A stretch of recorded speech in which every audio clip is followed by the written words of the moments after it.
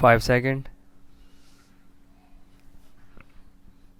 The Planning Commission represents much more than just the opinions of the members of the Planning Commission. Stop. They had to deal with a very difficult problem. Stop. Of course, the country is big, but apart from its size, they had to deal with a complicated federal structure and with an economy which in many ways is very backward. Stop. They had to suffer the consequences of past acts committed by us and by others. Stop. They had to handle a kind of social consciousness which, through very desirable, is, nevertheless, new to the country. Stop. They had to keep in view the great ambition to progress rapidly, which we all share, and, at the same time, to work with very limited resources to further that great ambition. Stop.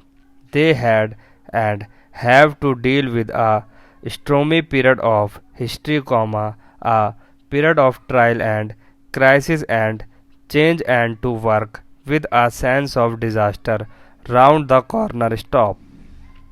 In India, often enough, we have to deal with a way of thinking which follows old ruts, sometimes with superstitions and with outlooks that stand in the way of progress. Stop.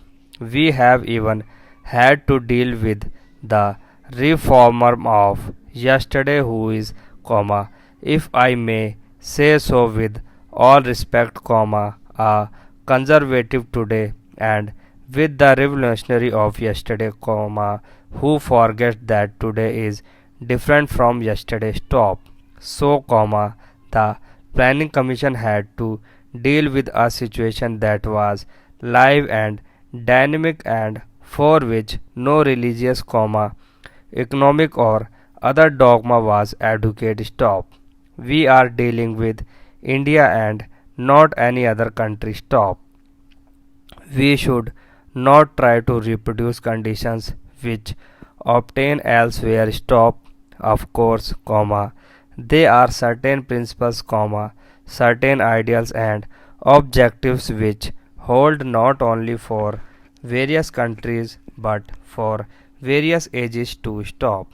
They do not change. Stop. India herself has represented various principles of that type, and I hope she will hold to them. Stop.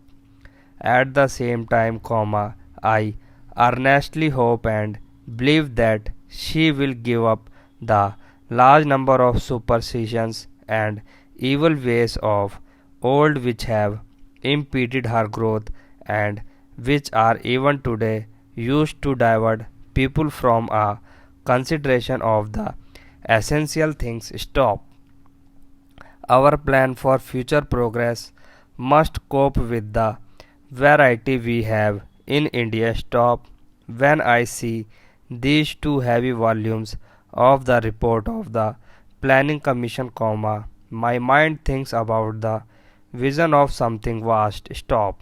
We are working together for the 360 million people who are wanting to progress as individuals and as groups. Stop.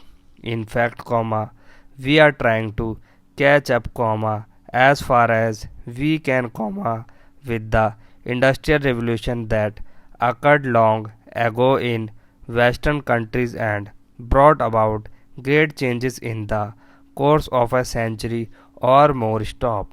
That revolution ultimately branched off in two directions which are, at present, represented by the high degree of technological development in the United States of America on the one hand and by the Soviet Union of the other. Stop.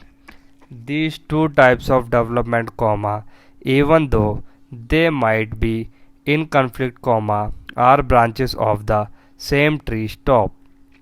The Industrial Revolution has a long history from which we can learn many lessons. Stop. We are apt to think in terms of European history when we consider India. Stop. I do not understand why we should repeat the errors of the past. Stop. We must make an effort to learn from the past. Stop. It is obvious that India must be industrialized as rapidly as possible, and industrialization includes all kind of industries. Stop. However, rapid our industrialization may be, it cannot possibly rapid our industrialization absorb more than a small part of the population of this country in the next 10, 20 or even 30 years. Stop.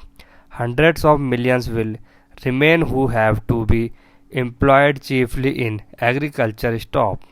These people must, in addition, be given employment in smaller industries like cottage industries and so on. Stop. I think the argument one often hears about big industries versus cottage and village industries is misconvinced. Stop. I have no doubt that we cannot raise the people's level of existence without the development of major industries in this country. Stop. In fact, I will go further and say that we cannot even remain a free country without them. Stop.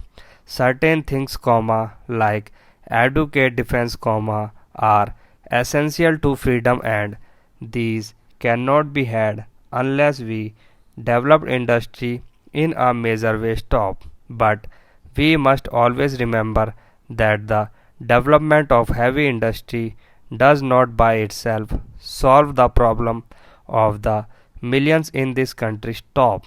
Para change.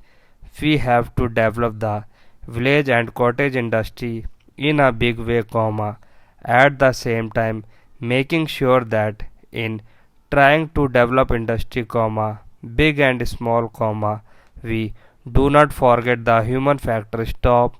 We are not merely out to get more money and more production. Stop. We ultimately want better human beings. Stop.